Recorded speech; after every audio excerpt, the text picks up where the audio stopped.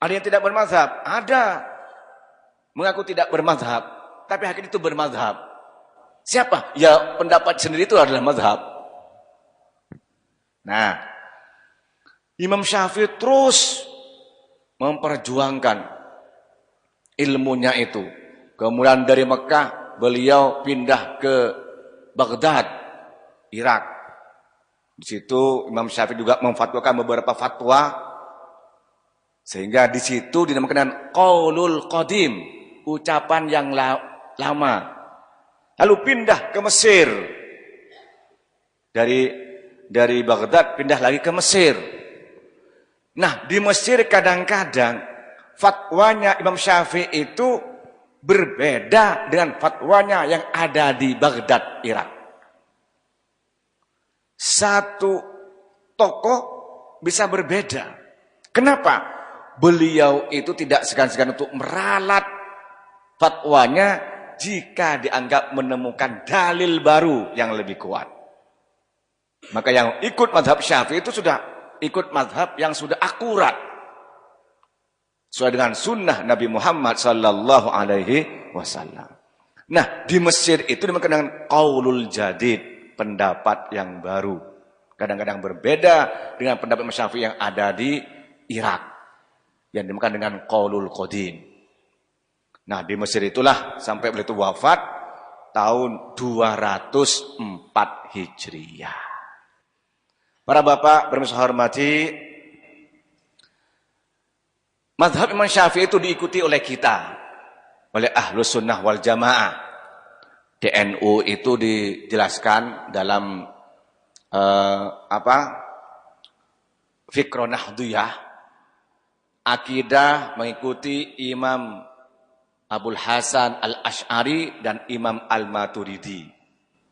Secara fikih mengikuti 4 mazhab, Imam Hanafi, Maliki, Syafi'i, dan Hambali. Tapi kebanyakan bermazhab Syafi'i, walaupun tidak menutup ngambil mazhab yang lain.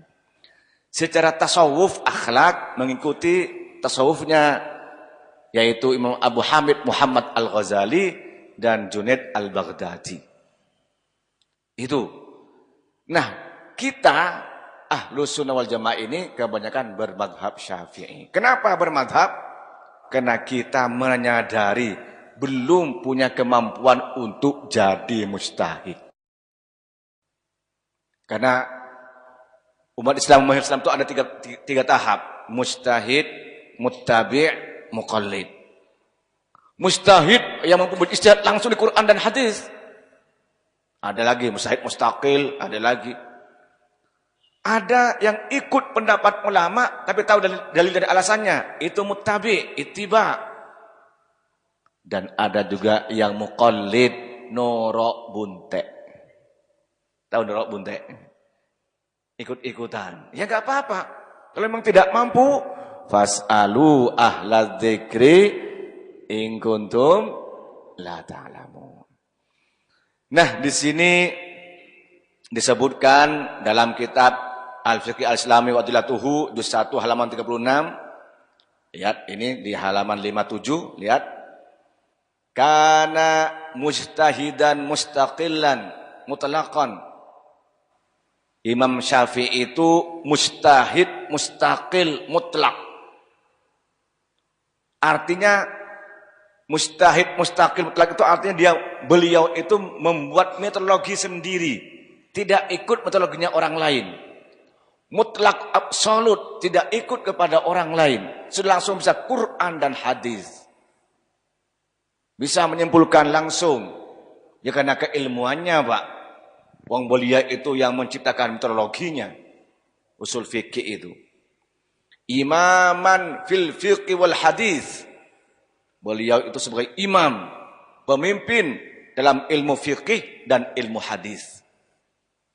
Maka beliau itu punya kumpulan ya Musnad Asy-Syafi'i, punya kumpulan hadis-hadis yang dikumpulkan oleh Imam Asy-Syafi'i.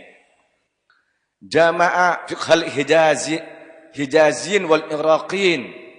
Beliau itu mampu untuk memadukan fikihnya ulama Hijaz dan fikihnya ulama Irak. Hijaz itu Pak, Mekah dan Madinah. Fikihnya waktu itu kebanyakan mengikuti fikihnya Imam Maliki. Yang lebih kepada tekstual. Acuannya kitab Al-Muwatta. Nah, juga wal Iraqiyin dan Irak. Irak waktu itu di Kufah, Imam Hanafi. Fikihnya itu lebih banyak kepada ar-ra'yuh, pendapat. Banyak Pak. Yang kemudian ar-ra'yuh dari Imam Hanafi ini. Contoh diantaranya, wakaf kalau indah Maliki itu tidak boleh untuk dirubah-rubah. Sampai mati nggak boleh dirubah. Nggak boleh diganti. Kalau itu dirubah, diganti, hilang nilai wakafnya. Tapi indah Hanafi itu boleh istibdal. Oh ini masjid kena gusur, ada pelebaran jalan. Gimana? Kalau Imam Hanafi bisa ini ditukar guling di tempat lain dengan nilai yang sama dengan masjid itu. Itu istibdal namanya. Tetap jalan amal yang dulu ke yang baru itu. Kalau Imam Maliki nggak bisa Pak. Karena sudah dibongkar, sudah habis amalnya orang. Imam Hanafi bisa itu namanya itu istibdal. Bongkar masjid, ada kayu, ada ini yang nggak dipakai. Kalau yang masih bisa dipakai ke yang baru. Yang tidak bisa dipakai, bisa dijual. Uangnya diberikan bahan baru, semen, pasir, dimasukkan ke yang baru masjid itu.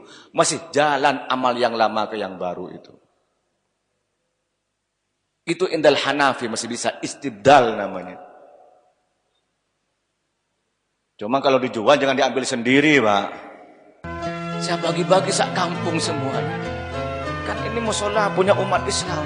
Jadi oleh saya itu setelah dapat ganti rugi, saya semuanya sak kampung, dapat semua Ustaz. Sampean bagus niatnya tapi salah sampean.